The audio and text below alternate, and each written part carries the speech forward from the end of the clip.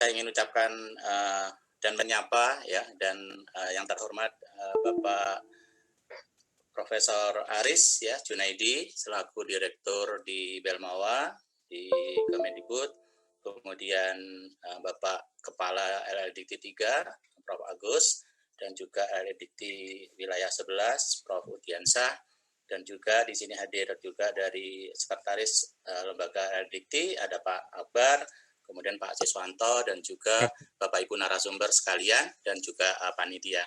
Jadi adik-adik, hari ini kita sedikit akan mengulas tentang manajemen pengelolaan informasi, komunikasi, dan masalah organisasi kemahasiswaan. Saya akan coba mulai dengan share file. Ya.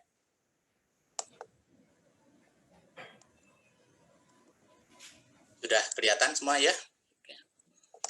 Adik-adik semua, semoga semua sehat. Saya melihat di chat bahwa hari ini ada yang sakit dari wilayah DKI ya.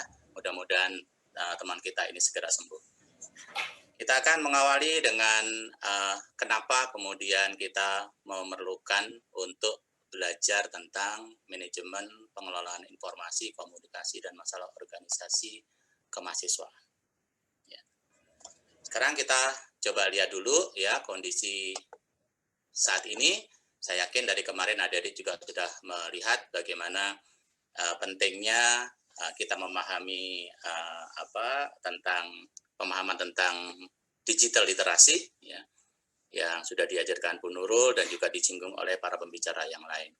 Jadi kalau kita lihat memang kita semua sadar kita memasuki era revolusi industri saat ini ya, dan industrinya kita sebut sebagai era industri 4.0 ya, 4.0 ya, di mana segala sesuatu memang tidak lagi kemudian kita mengandalkan seperti era industri 3.0, di mana otomatisasi penggunaan komputer dan elektronik yang kita lihat, tapi sekarang kita lebih memanfaatkan itu dengan media yang jauh lebih canggih tentunya, dengan memanfaatkan cyber system ya. Kemudian apapun yang kita lakukan sekarang berbasis pada internet ya. Jadi Internet of Things, kemudian kita juga memanfaatkan AI atau Artificial Intelligence saat ini ya, di mana dengan adanya Artificial Intelligence ini kemudian kita mampu mengembangkan intelijen mesin ya, dengan pola berpikir dan bekerja seperti manusia. Artinya sistem ini bisa kita gunakan untuk bekerja seperti manusia, mampu berpikir, ya, mampu menganalisis dan sebagainya. Saya yakin adik-adik banyak yang sering memanfaatkan Netflix ya, tahu kan Netflix ya, itu layanan konten on demand, di mana teknologi ini mampu secara prediktif menawarkan rekomendasi film apa yang kita sukai misalkan, ya, berdasarkan reaksi, minat, kemudian pilihan, ya, dan juga perilaku kita sebagai penonton di situ, sehingga kita direkomendasikan film-film apa. Atau adik-adik barangkali pernah bergabung dengan Pandora ya, yang memberikan rekam jejak tentang musik ya, atau menggunakan Spotify begitu. Kalau kita sedang dangdut, maka kemudian arah-arah berikutnya kita diberikan alternatif pilihan lagu dangdut dan seterusnya ya. Jadi kemudian teknologi blockchain kita juga sudah memanfaatkan cukup baik di Indonesia ya, yaitu sistem penyimpanan data digital ya, yang ada catatan-catatan yang kemudian bisa kita kemudian aplikasikan ya dengan hal-hal yang memudahkan kita saat ini. Misalkan kita menggunakan digital currency misalkan saat ini untuk transaksi ya tanpa menggunakan uang cash dan sebagainya ya. Nah, kemudian era industri 4.0 ini kemudian juga akan membawa kita kepada era society ya 5.0 ya. Di mana kita lihat di sini kalau di Society 4.0 kita lebih banyak bicara tentang power of intelligence ya, bagaimana kemampuan intelijensia kita yang dimanfaatkan, tapi sekarang itu tidak cukup. Kita juga harus ya mempunyai pemikiran lebih jauh, termasuk salah satunya adalah share value. Nanti kita akan belajar dengan Pak Muhtarom bagaimana share value ini sangat penting untuk kita punyai saat ini, karena kita tidak lagi bisa memaksakan kehendak kita ya, apa yang menjadi nilai kita untuk bisa dipahami oleh dan dilakukan, diterima oleh orang lain. Jadi ini yang kemudian harus kita pahami saat ini ya selain kemudian kemampuan intelijensia, maka nilai-nilai yang bisa kita share bersama, kita manfaatkan bersama ini saat ini kita perlukan. Ini dalam konteks society. Bagaimana dengan ekonomi? Sama, di dalam ekonomi juga kita mengenal ada sharing ekonomi.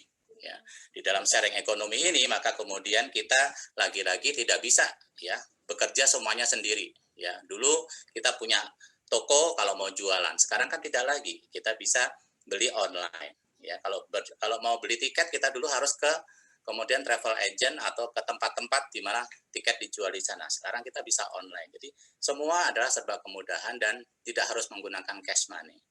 Kemudian kita mengenal istilah blue economy, ya. Apa itu blue economy? Adalah aktivitas ekonomi skala besar yang memanfaatkan sedikit limbah, ya, dan kemudian minim sumber daya alam.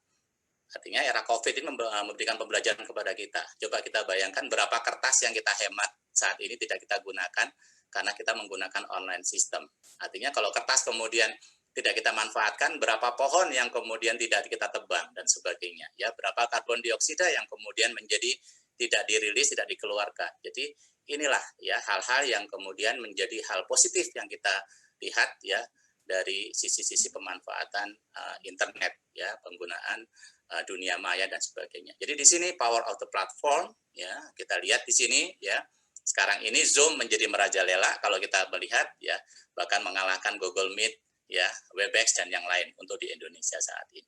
Jadi kondisi ini memang membuat perubahan semua menjadi terlalu cepat, ya bahkan sangat cepat, ya. Dan kita harus mampu mengantisipasinya.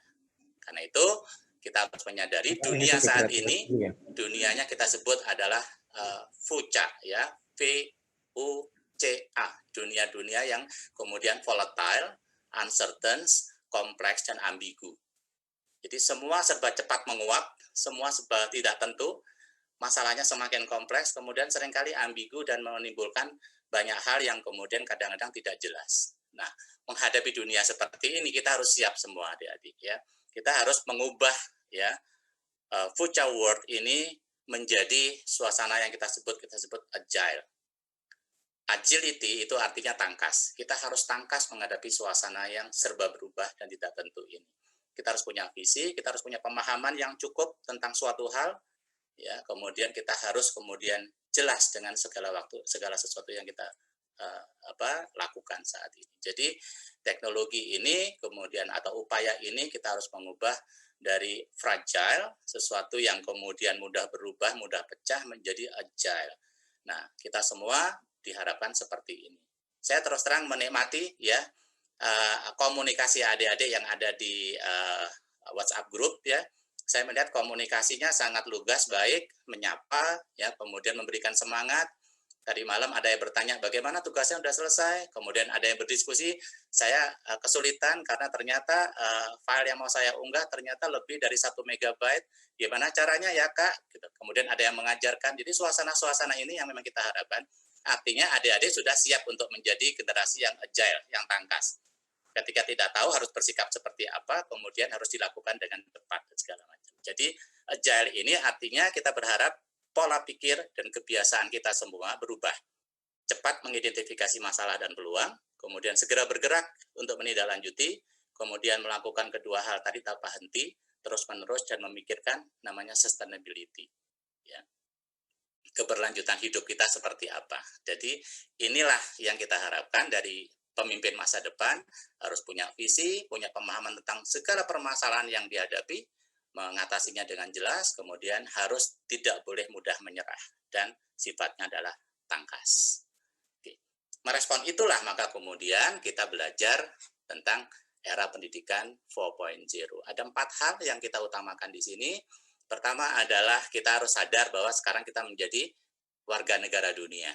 Kalau kita melakukan tindakan, tidak bisa lagi berpikir tentang diri kita sendiri, tapi harus berpikirkan dampak untuk negara, dampak untuk dunia juga. Kita harus kemudian menjadi orang yang inovatif dan kreatif. Nah, kemudian yang ketiga, kita harus secara teknologi punya kemampuan, termasuk pemanfaatan digital responsibility, digital skill, dan sebagainya. Dan yang terakhir, keempat, ini yang menjadi landasan semuanya, kita harus punya interpersonal skills. Apa itukah? Ya, interpersonal skill adalah kemampuan interpersonal. Salah satunya adalah kepemimpinan, kemampuan negosiasi, kemampuan untuk melakukan kooperasi dengan pihak lain, kemudian empati, dan sebagainya. Dan inilah yang seringkali kita sebut adalah soft skill yang didapatkan dari adik-adik ketika kemudian aktif sebagai pemimpin di organisasi kemahasiswaan atau organisasi pemuda di mana adik-adik bergabung. Jadi 4 hal ini kita dapatkan di LKMM ini, ya. Penyadaran tentang global citizen skills, nanti akan Pak Muhtarom berbicara, kemudian Pak Ance akan berbicara, kemudian Pak Bambang akan berbicara, ada mitigasi bencana, multiculturalisme, dan sebagainya. Di dalamnya ada interpersonal skill yang diajarkan di sana. Kemampuan inovasi dan creativity, adik-adik diberi tugaskan ya, salah satunya gimana membuat resume ya dengan 200 kata ya, bukan 200 kalimat, ada yang menerjemahkan 200 kalimat, semalam pertanyaannya ya. Kemudian kemampuan teknologi, penggunaan komputer segala macam, saya yakin adik-adik kemudian belajar dari suasana saat ini ya. Jadi kita kemudian memahami bahwa teknologi informasi ini penting untuk kita kuasai, dan kemudian bagaimana manajemennya yang bisa kita manfaatkan untuk pengembangan organisasi kemahasiswaan atau organisasi pemuda di mana adik-adik bergabung saat ini. Jadi intinya interkoneksi sistem komputer dan internet ini memudahkan kita untuk berinteraksi. Kita kenal banyak orang, banyak teman di sini, banyak teman baru tanpa kita mengetahui sebelumnya. Kemudian kita sadar perubahan IT ini juga menyebabkan perubahan dalam organisasi dan kehidupan. Cepat saya lihat di sini ya. Dulu kalau adik-adik lapar itu langsung makan. Sekarang barangkali update status ngajak, gue lapar nih, siapa yang mau ngajak makan? Ya. Mau makan berdoa dulu. Sekarang kalau kemudian makanannya begitu cantik, kita foto dulu, kirim ke sosial media. Jadi ada banyak ya perubahan-perubahan perilaku, termasuk perubahan berkomunikasi dengan dosen. Kadang-kadang kita melihat ya chatting antara dosen dengan mahasiswa atau mahasiswa dengan dosen itu kadang-kadang agak-agak bagaimana gitu ya. Saya ambil contoh misalkan seorang mahasiswa kemudian ingin berdiskusi dengan saya, chatnya berbunyi, Pak, bisa ketemuan nggak? Begitu, ya. Ini seolah-olah kemudian menjadi informal kan, tetapi kemudian ketemuan nggak? Kata ketemuan ini sangat informal, padahal yang dimaksud adalah ingin diskusi tentang proposal misalnya. Kemudian memberikan pesan ingin bertemu dosen, tapi kesannya adalah kemudian mengatur misalnya, ya. Saya dah kirim draft proposal skripsi, tolong baca, terus kapan bisa ketemu. Yang seperti ini kadang-kadang kita jumpai, ya, para dosen menjumpai ini. Tentu saat ini suasananya sudah lebih baik, saya yakin adik-adik peserta LKM MTM ini tidak ada yang seperti ini. Atau suatu saat ini satu hal yang saya sampai geli sampai sekarang ini ketika kemudian ada seseorang yang bertanya, memberikan kesan bahwa saya sulit ditemui, ya, datang ke kampus, kemudian tidak menemukan saya, dan dia kemudian mengeluarkan chatnya. Sulitnya ketemu Bapak. Ketika saya katakan, sorry saya 2 hari rapat di Dikti di Jakarta. Gitu kan. Saya berharap dia menyampaikan apa yang akan disampaikan. Tapi ternyata dibalas oleh yang bersangkutan, ya udah kalau gitu. Ya. Jadi kadang-kadang yang seperti ini terjadi, dan ini yang menjadi kadang-kadang bisa menjadi kendala ya dalam hal berkomunikasi. IT kemudian salah dimanfaatkan sehingga malah menyulitkan komunikasi. Ya. Dan IT kita tahu berkembang pesat. Ya. Kami yang merupakan generasi ABG, ya, angkatan babi gue, ya, seperti saya sendiri, Pak Budi, ya, Pak Bambang, kemudian kalau Bu Nurul kan angkatan lebih muda lah ya, gitu ya, ada Pak Ance dan sebagainya. Ini generasi-generasi yang dulu barangkali pada waktu mengerjakan skripsi harus menggunakan mesin tik zaman saya. Kalau udah mengerjakan sesuatu itu 1 halaman hampir penuh, kemudian ternyata kalimat terakhir salah, maka kita harus mengulang kembali untuk mengetik. Yang tidak pernah dijumpai oleh adik-adik saat ini ternyata ya. Pasti adik-adik tinggal cut and paste, kemudian kita bisa dengan cepat mengubah file itu sendiri ya.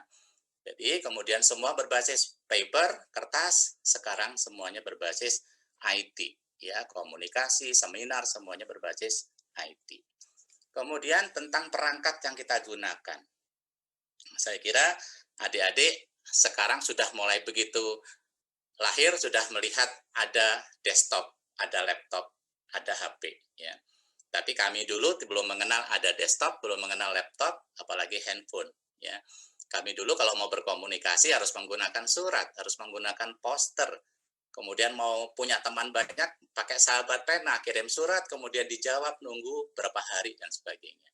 Nah, kemudahan-kemudahan ini sekarang yang didapatkan oleh adik-adik semua, ya, dan mestinya kita bisa bersyukur dan memanfaatkan. Sesuatu yang tadinya desktop di meja, sekarang kita bisa bekerja di mana-mana. Ukuran pun berubah dari yang begitu besar menjadi begitu sangat mungil, sehingga kemudian dan kita mengenalnya menjadi gadget atau smartphone, ya.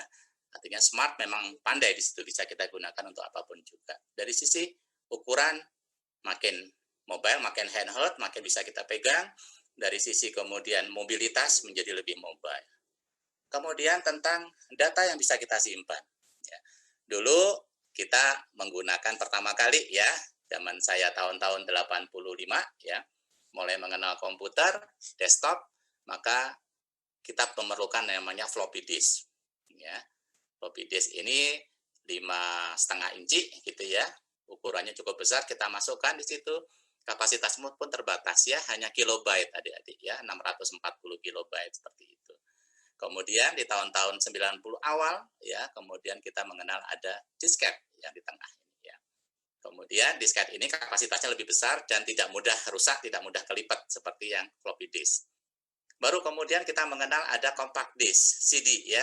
Ya, ada kita mengenal ada yang R, ada RW dan sebagainya ya. Baru kemudian kita mengenal adanya flash disk.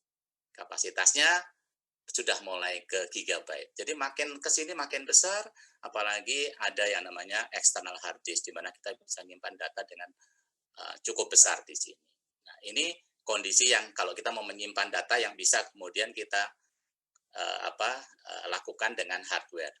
Tapi saat ini kan tidak perlu ini lagi juga, kita bisa menyimpannya dengan cloud storage. Kita simpan di awang-awang ya, di cloud, sehingga kita kemudian bisa dengan aman menyimpan data kita tanpa harus membawa suatu barang untuk berpindah-pindah. Di mana kita menyimpan? Kita bisa menyimpannya bisa di Dropbox, bisa di box, dan macam-macam. Dan kapasitasnya berbeda-beda, ada yang free, ada yang kemudian kita lihat ada yang berbayar, tergantung pada berapa ya kemampuan yang kita inginkan di sini. Jadi dengan ini maka kemudian kita berharap tidak lagi ada alasan ketika adik-adik nanti skripsinya tertunda gara-gara handphonenya rusak atau gara-gara laptopnya rusak ya, atau laptopnya dicuri orang ya.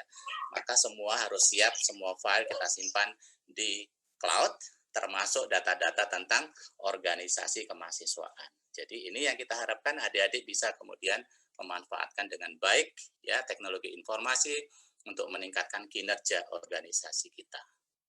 Kemudian kalau dulu website itu statik, sekarang website sudah interaktif.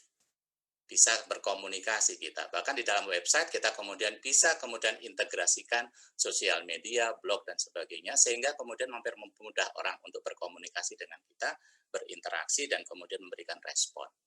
Jadi ini semua memberikan kemudahan kepada kita semua kalau kita mampu kemudian menggunakannya dengan baik dan bijak ya. Bu Nurul sudah sampaikan bahwa dari ya kemudian kemampuan kita menggunakan digital literasi, kita kemudian bisa generate ya suatu knowledge yang kemudian kita melakukan analisis, sintesis dan akhirnya menjadi suatu keputusan.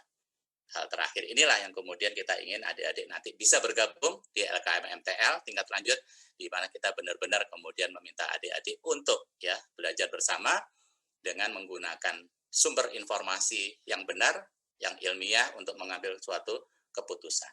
Jadi ini gambaran adik-adik. Kemudian kita akhirnya menyadari bahwa revolusi dari teknologi informasi dan komunikasi ini telah menjadi alternatif baru bagi kita untuk berinteraksi dengan anggota kita, dengan masyarakat, dengan mitra kerja kita, termasuk di bidang kemahasiswaan.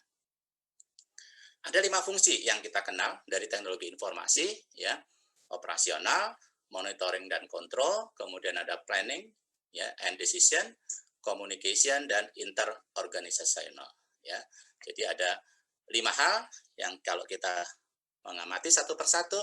Pertama, fungsi teknologi informasi untuk operasional organisasi kita. Ya. Teknologi informasi dapat dengan mudah kemudian kita gunakan untuk apa, dan tentu untuk berjalannya organisasi kita supaya lebih efektif, supaya lebih efisien, sehingga kemudian kinerja organisasi kita menjadi lebih baik, artinya kita lebih produktif. Kemudian dari fungsi operasi inilah kita kemudian bisa mendapatkan bahwa teknologi informasi bisa kita gunakan sebagai alternatif tindakan yang dapat segera kita generate, ya, yang bisa kita lakukan dengan memanfaatkan IT, kita bisa memperbaiki kinerja organisasi kita. Fungsi kedua adalah fungsi monitoring dan kontrol. Begitu kita bicara fungsi monitoring dan kontrol, maka kemudian kita berharap bahwa apa yang kita lakukan, ya, kita manfaatkan dengan IT ini bisa kita gunakan untuk check and balances, untuk mengecek dan kemudian menyeimbangkan program-program organisasi kita, ya, supaya menjadi lebih baik, ya. Kemudian alternatif bisa kita pilih dari sini. Dan fungsi yang ketiga adalah fungsi planning and decisions. Ya. Kalau kita sudah mengatakan perencanaan dan pengambilan keputusan, maka teknologi informasi ini sudah kita bisa manfaatkan sebagai knowledge generator, ya, sebagai generator untuk menghasilkan suatu pengetahuan yang kemudian bisa kita jadikan sebagai suatu tindakan nantinya. Jadi kalau kita memanfaatkan, maka penggunaan IT, kemudian kita bisa melakukan yang Bu Nurul katakan adalah content evaluations dan curations, ya. Kemudian dari situ kita bisa knowledge assembly, dari situ kita bisa mengambil suatu keputusan. Maka pemahaman tentang pemanfaatan IT menjadi penting untuk kita semua. Keempat adalah fungsi komunikasi. Begitu kita menyatakan TI sebagai fungsi komunikasi, maka teknologi informasi merupakan sarana atau media bagi kita untuk bisa berkomunikasi dengan pihak lain. Ya. Dari komunikasi ini kemudian kita bisa melakukan kooperasi, kita bisa melakukan kolaborasi, kemudian mengembangkan interaksi kita dengan pihak-pihak lain. Akhirnya dengan komunikasi yang baik, maka kita bisa melakukan fungsi interorganisasi. Ya, fungsi yang merupakan tindak lanjut dari kemampuan kita berkomunikasi. Ya.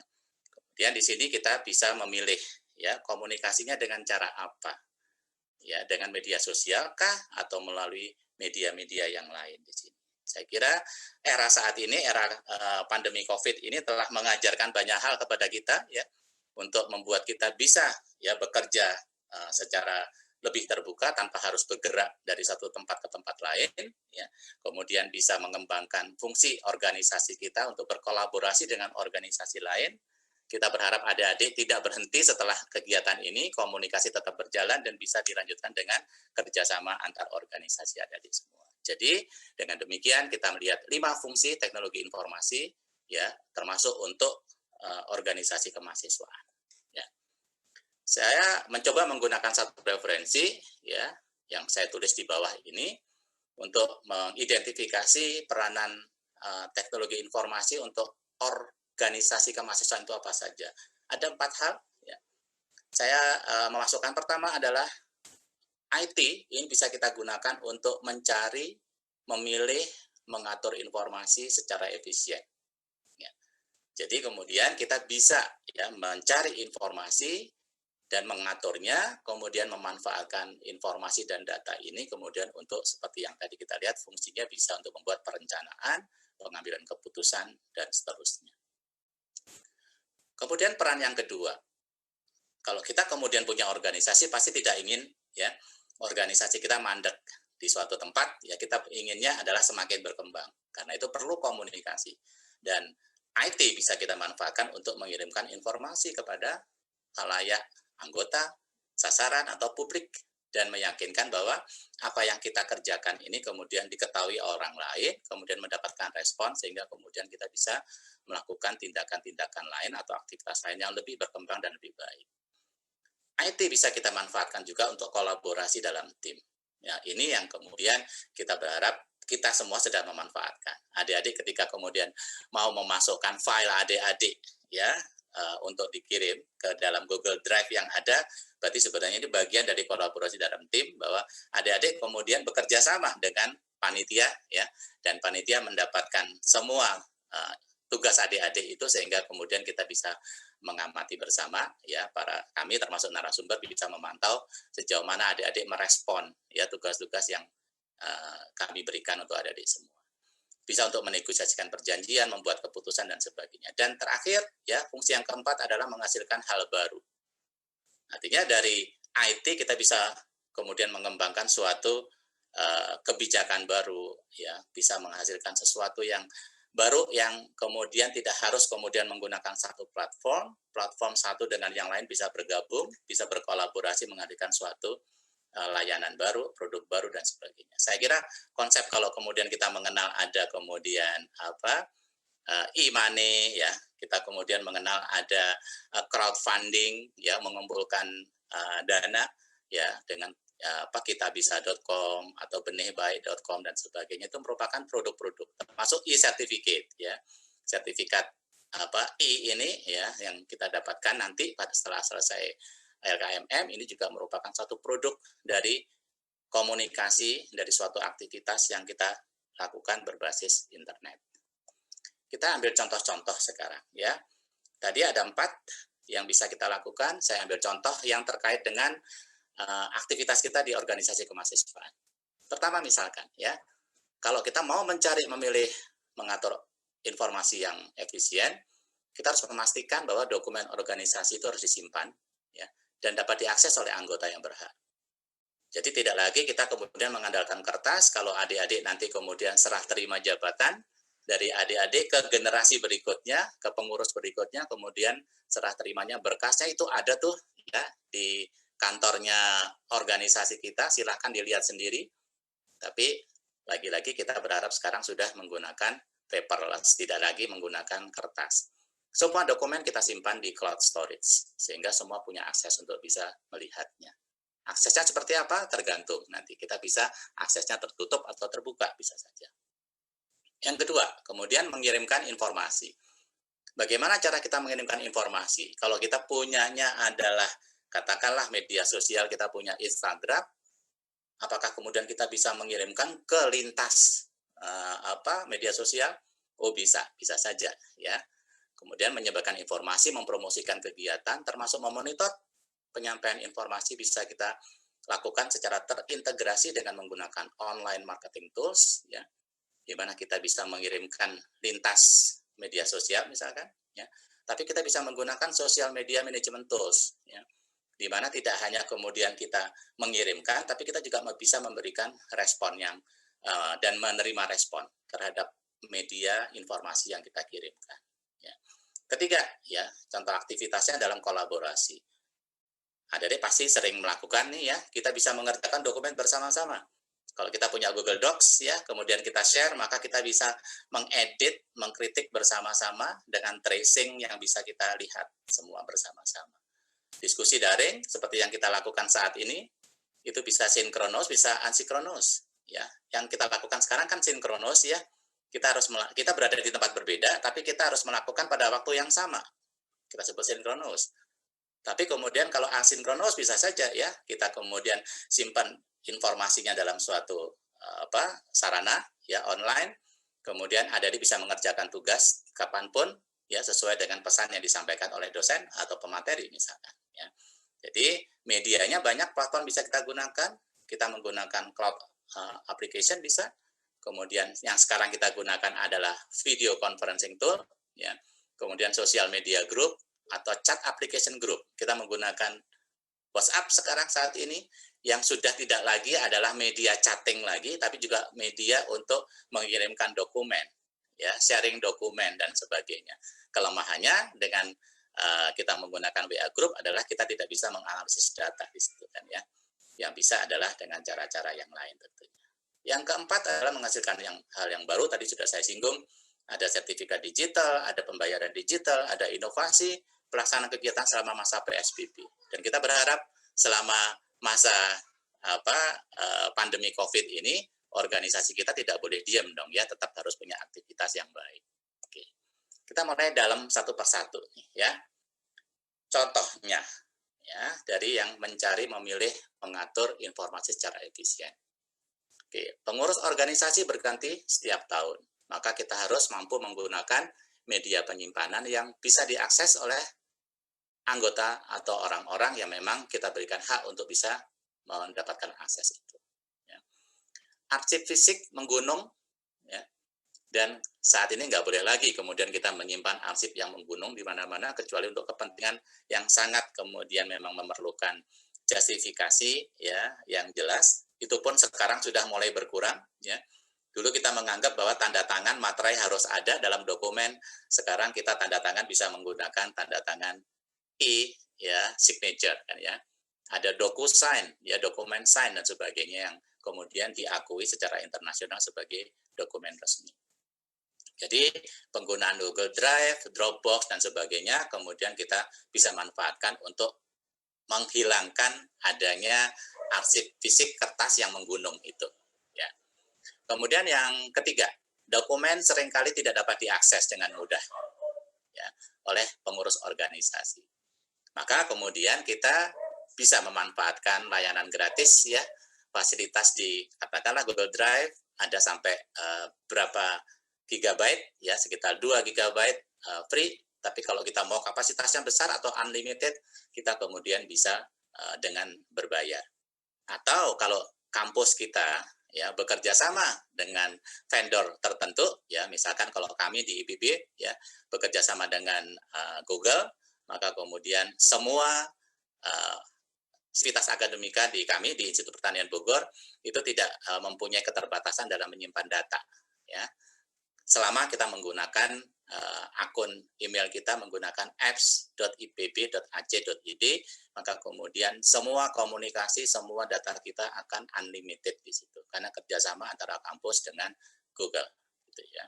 Jadi ini bisa memudahkan ya cara kita menyimpan data, tapi kita juga menuntut mahasiswa tidak lagi ada informasi bahwa data kita hilang, data kita kemudian terhapus dan sebagainya, karena kita berharap semua dokumen itu kemudian bisa diunggah di cloud storage. Ya, maka Dropbox, Google Drive, OneDrive, ForShare bisa kita pilih mana yang kita sukai untuk menyimpan. Kalau urusannya kemudian filenya besar sekali karena banyak foto, banyak video, maka kita bisa yang menggunakan yang berbayar atau seperti tadi ya, menggunakan vendor kerjasama dengan institusi. Ini contoh-contoh Google Drive, adik-adik sudah mengirim file di mana disimpan oleh Mas Nova dan Mas Febri di sana ya, dan kita bisa mengakses, mengetahui seberapa, apakah semua dari adik-adik merespon, apakah benar-benar mengirimkan filenya jam 23.59 paling akhir malam harinya, ya, itu bisa kita pantau semua. Ya. Kemudian kita bisa menyimpan foto dengan Google Photos, adik-adik ya, semua dokumen yang kita punya, dan ini bisa kita pindah-pindah kalau kita memberikan akses kepada anggota, kemudian anggota bisa kemudian mengambil untuk kepentingan yang lain dan bisa kemudian dimanfaatkan untuk organisasi maupun untuk pribadi. Kalau ada fotonya, barangkali pengen disimpan untuk foto sendiri, ya, Google Foto. Kemudian mengirimkan informasi kepada publik. Ya.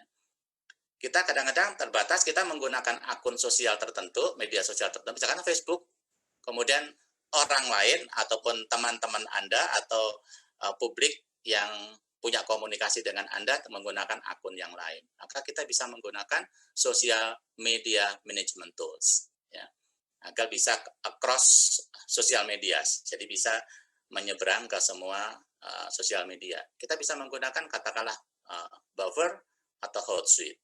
Ya, itu bisa kita manfaatkan. Kalau Buffer kita hanya bisa mengirimkan ya sesuai dengan kalender yang tanggal kapan kita harus mengirimkan kepada siapa, tapi kalau Hootsuite dia bisa namanya bisa menganalisis data. Nah, ini kita lihat sehari-hari ya, kalau kita mau positif jadi positif, kalau negatif kita bisa saja melakukan hal negatif. Katakanlah sebagai buzzer, kita mengenal buzzer ya. Kemudian karena ada sesuatu yang tidak menyenangkan, katakanlah ya terakhir Emon berbicara tentang kritik terhadap tuntutan seorang jaksa yang terlalu ringan, maka kemudian dia dihantam dengan buzzer ya, bahwa media sosial, lintas media sosial banyak yang dikirimi tentang bahwa dia adalah pengguna narkoba, padahal tidak, gitu ya. Hal-hal seperti ini kemudian hal-hal yang tidak kita inginkan. Tapi yang kita inginkan adalah kalau memang kita menyebar informasi yang baik dan benar tentunya. Nah, kenapa ini diperlukan? Karena kita butuh sumber daya untuk mengelola media sosial tersebut.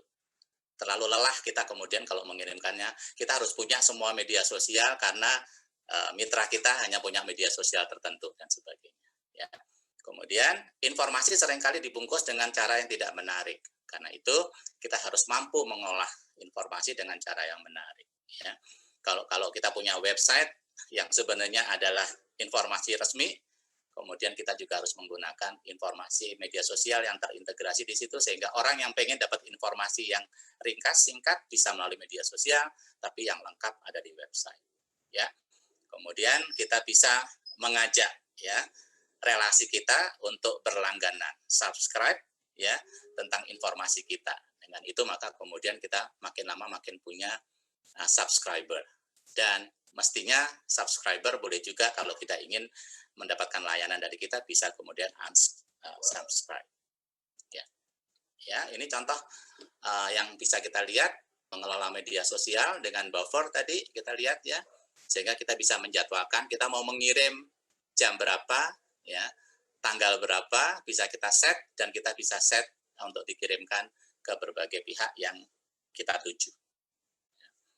Web Ormawa ya, kita juga sangat berharap si adik-adik mempunyai web organisasi ya, sehingga kemudian kita bisa memahami dan mengetahui sebenarnya seberapa tangible-kah organisasi kita, seberapa kita bisa mengetahui kondisi yang adik-adik ya perkembangannya seperti apa. Nah, konten web memang dibuat lebih lengkap ya. Lazimnya web ini ditulis dan dipublikasikan ya secara lengkapnya di web, secara singkatnya di media sosial yang kita tautkan di web tersebut. Ya.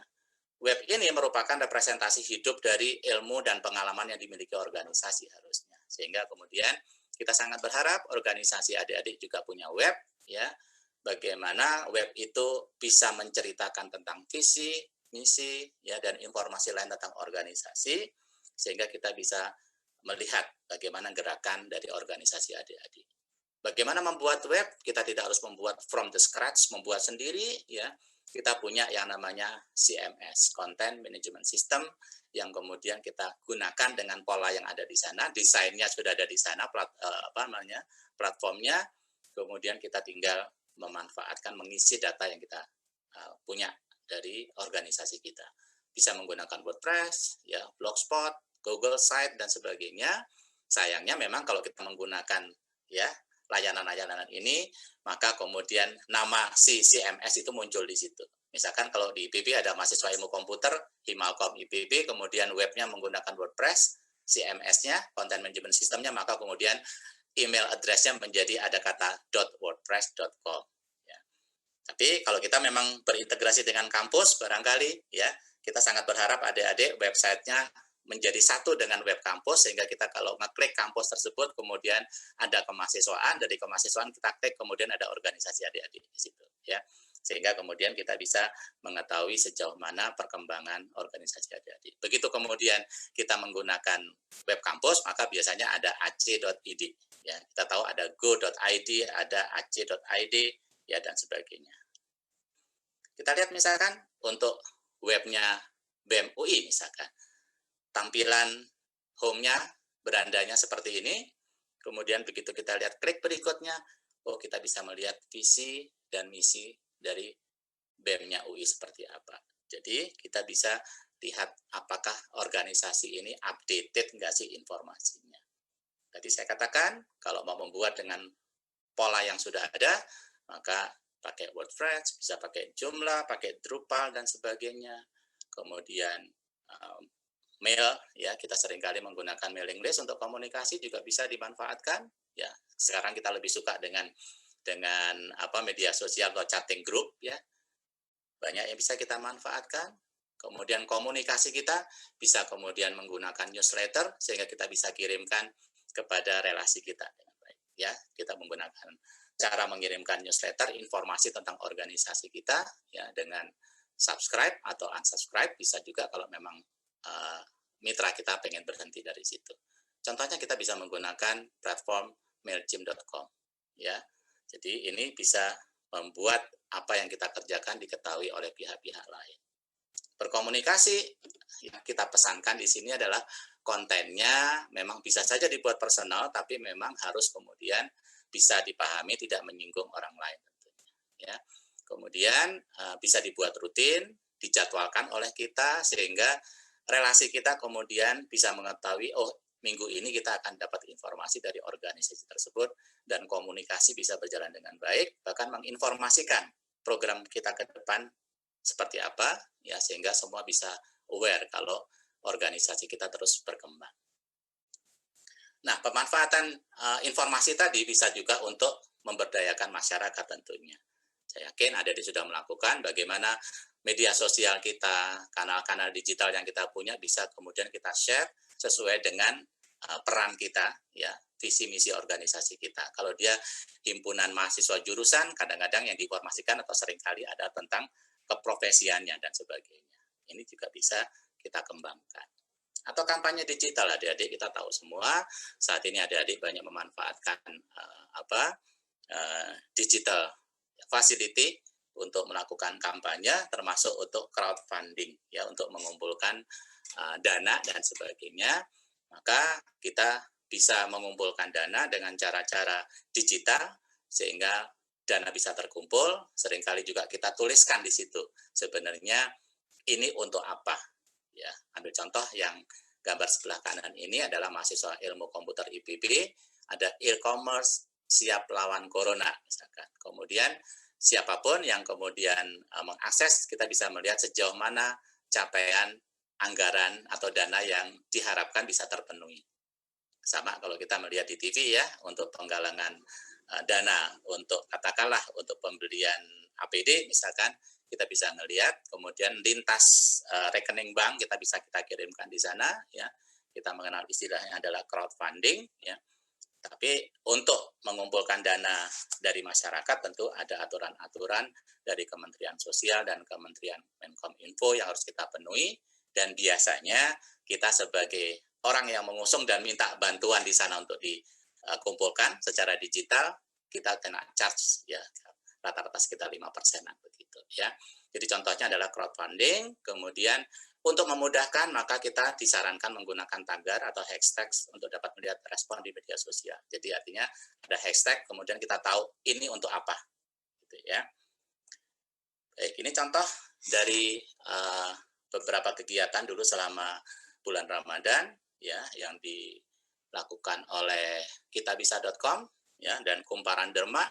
Kemudian ini contoh yang dilakukan oleh benikbaik.com.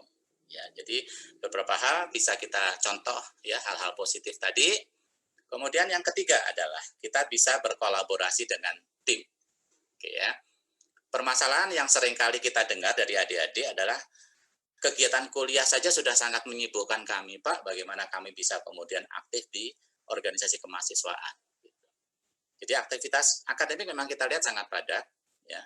Kemudian hasil pekerjaan tersebar dan sudah dikumpulkan seringkali. Jadi kita seringkali kemudian sulit untuk kemudian mengumpulkan teman-teman, ya, kemudian apalagi mengumpulkan dokumen. Solusi yang bisa kita tawarkan adalah gunakan teknik kolaborasi secara asinkronus dan daring. Jadi kita bisa kemudian share dokumen, kemudian kita bisa minta masukan yang waktunya tidak sama, tapi kita tentukan kapan dokumen itu harus kemudian kita selesaikan bersama, dan kita bisa kolaborasi secara daring untuk mendiskusikannya. Maka kolaborasi ini bisa different time atau same time, ya. Kalau different time kita sebut di sini asynchronous, kalau same time kita sebut synchronous, bisa same place atau different place, ya, atau tempat yang sama atau tempat yang berbeda di sini, ya. Kemudian contohnya adalah yang lain, kita bisa memanfaatkan SMS broadcaster, ya, atau messenger, ya, kita punya Yahoo Messenger, TikTok, BlackBerry yang mungkin sudah ditinggalkan, WhatsApp saat ini bisa kita manfaatkan sebagai upaya untuk lebih memperlancar kegiatan kita. Kenapa kemudian kita banyak menyinggung tentang Google, ya?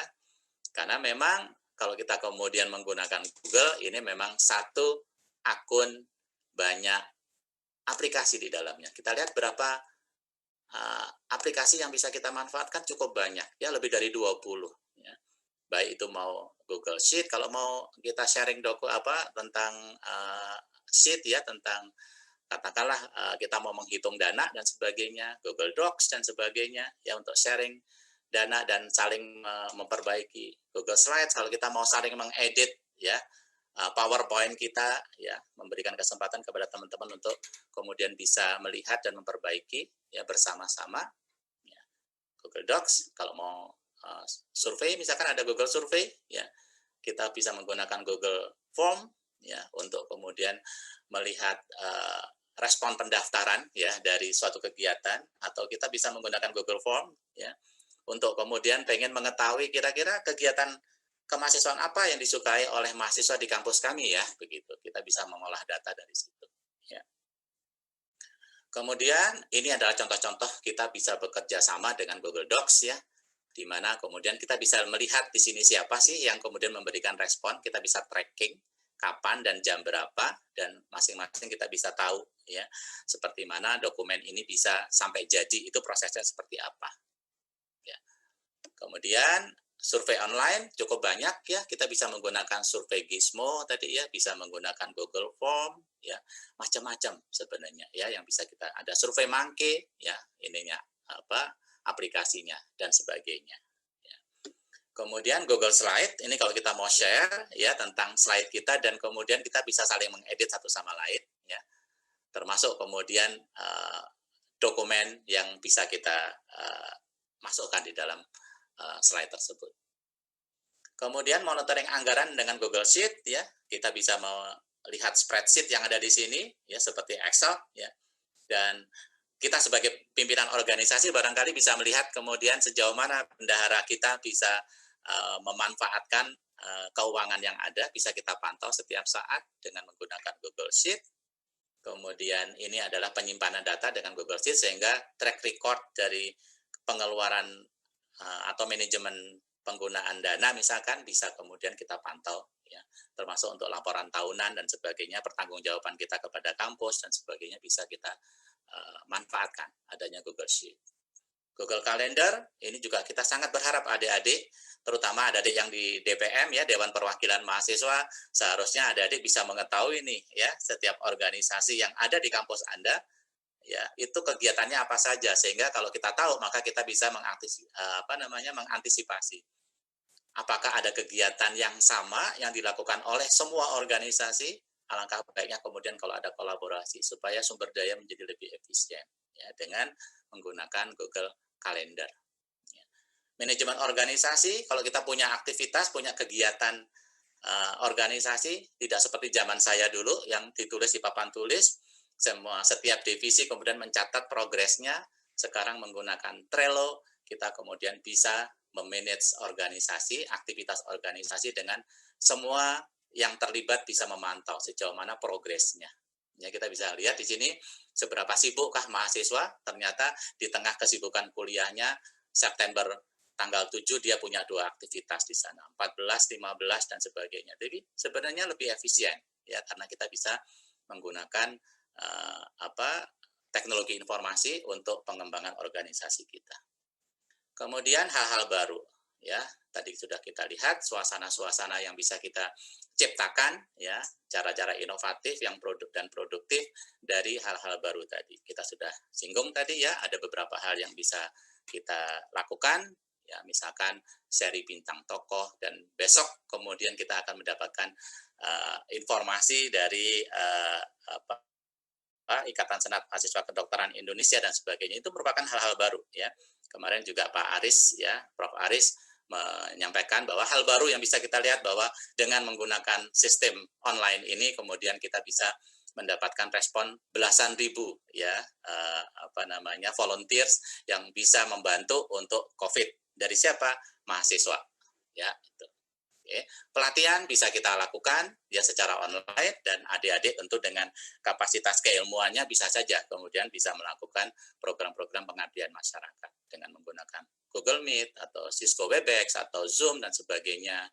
Kemudian informasinya bisa kita share melalui live streaming ya, YouTube dan sebagainya, seperti juga yang kita lakukan di kegiatan kita ini, di mana adik-adik bisa kalau nggak sempat melihat ya silakan lihat di YouTube, maka kegiatan kita ini, setiap aktivitas kita akan terekam dan bisa kita lihat di sana. Ya. Kemudian podcast adik-adik ya, tentu adik-adik sudah mengenal podcast ya. Kalau dulu kita dengar radio, maka kemudian ketika kita sudah mendengarkan, ya kita nggak bisa dengarkan lagi kecuali kita merekam. Tapi dengan podcast kita bisa kemudian bisa memanfaatkan bahwa oh kita bisa mendengar ulang, ya. Termasuk lagu ya. Kita bisa dengan platform yang ada, maka bisa Anchor salah satu yang bisa dimanfaatkan secara free ya. Nah, sekarang berkembang juga podcast ini tidak lagi hanya suara, tapi sekarang juga podcastnya kemudian bisa dirilis di YouTube sehingga kita bisa melihat bagaimana wawancara antara Deddy Corbuzier dan sebagainya misalkan bisa kita lihat di YouTube. Sebenarnya itu awalnya bentuknya podcast ya. Jadi ini yang bisa kita kembangkan semuanya. Kemudian paparan dalam bentuk forum juga bisa kita kembangkan dengan media sosial, dengan banyak sarana-sarana atau media atau platform yang bisa kita manfaatkan. Jadi intinya adik-adik bahwa penerapan teknologi informasi ini penting kita gunakan untuk bisa menunjang kegiatan Ormawa, ya, organisasi kemahasiswaan kita, dan perannya strategis dan implementasinya memang kita sangat harapkan untuk dimanfaatkan oleh adik-adik, tapi sejauh mana pemanfaatannya kita lihat dulu ya, organisasi kita seperti apa. Kalau organisasi kita memang range lingkupnya kecil, tidak perlu kita menggunakan semua ya sarana platform yang ada, tapi yang sederhana. Tapi kalau kita ingin berkembang lebih besar berkolaborasi antar organisasi, maka kita bisa menggunakan cara-cara yang tadi sudah kita pelajari bersama. Ya, jadi sebagai penutup, saya berharap adik-adik bisa memanfaatkan IT untuk membantu branding kampus Anda, karena ketika organisasi ini kemudian berkembang pesat, mempunyai aktivitas yang sangat bagus, membawa nama kampus adik-adik ya, dan jangan lupa bahwa jejak digital kita ini semua bisa terekam, bisa terpantau. Jadi jejak digital ini akan dapat berdampak pada brand image organisasi tempat kita berada. Jadi kemudian sebagai penutup ya, kita sudah hampir 1 jam di sini ya untuk mendiskusikan hal ini. Kita nanti lanjutkan dengan tanya jawab. Tentu seperti yang lain, selain diminta membuat resume adik-adik ya, hari ini ada juga kita resume yang 200 kata ini ya, dari setiap sesi kita minta adik-adik juga mengerjakan tugas yang akan saya berikan untuk adik-adik. Tolong dibaca baik-baik ya. Tugasnya ada aktivitas mandiri ya. Pertama, ya, tolong disimak baik-baik.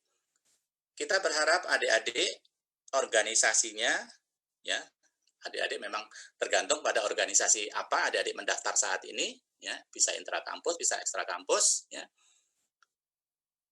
Gunakan media sosial yang ada ya, untuk memberikan ajakan atau pesan kreatif dan konstruktif terkait dengan tema COVID-19. COVID-19. Oke ya adik-adik ya, kita berharap adik-adik kemudian bisa memanfaatkan media sosial organisasi, bukan media sosial pribadi ya, media sosial organisasi. Jadi pesannya kalau organisasi adik-adik belum punya media sosial, kita berpesan adik-adik segera membuat media sosialnya yang bisa dimanfaatkan untuk hal-hal positif yang tadi kita sudah diskusikan, kita sampaikan tadi ya. Tapi pesan yang kita harapkan adalah ajakan atau pesan kreatif, konstruktif tentang tema COVID-19. Tentu sekarang zamannya sudah new normal, jadi pesannya jangan pesan-pesan yang jadul ya, pesan terkait dengan kondisi saat ini. Oke, ini yang kita minta ya, dan diberi batas waktu ya. Kemudian semua kita minta bisa di-upload ya, bisa diunggah ke panitia yang nanti Mas Febri akan memberikan linknya untuk adik-adik ya. Oke ya, jadi ini yang kita harapkan. Saya sangat berharap adik-adik bisa menyelesaikan dalam waktu seminggu ya. Dan nilai pretest, post-test, kemudian summary adik-adik, kehadiran adik-adik, dan juga sejauh mana adik-adik merespon tugas ini akan menjadi bahan evaluasi ya oleh Direktorat di Belmawa ini ya, untuk kemudian menetapkan siapa yang nanti bisa masuk ke sesi luring ya. Kita berharap nanti kalau COVID sudah mulai kondisinya membaik dan kita diizinkan untuk bertemu secara fisik, maka kita akan mengadakan TM ya, yang berluring, dan kita bisa bertemu, berdiskusi lebih baik ya. Dan yang baik dari LKMM TM ini masuk ke LKMM TL, tinggal lanjut nanti.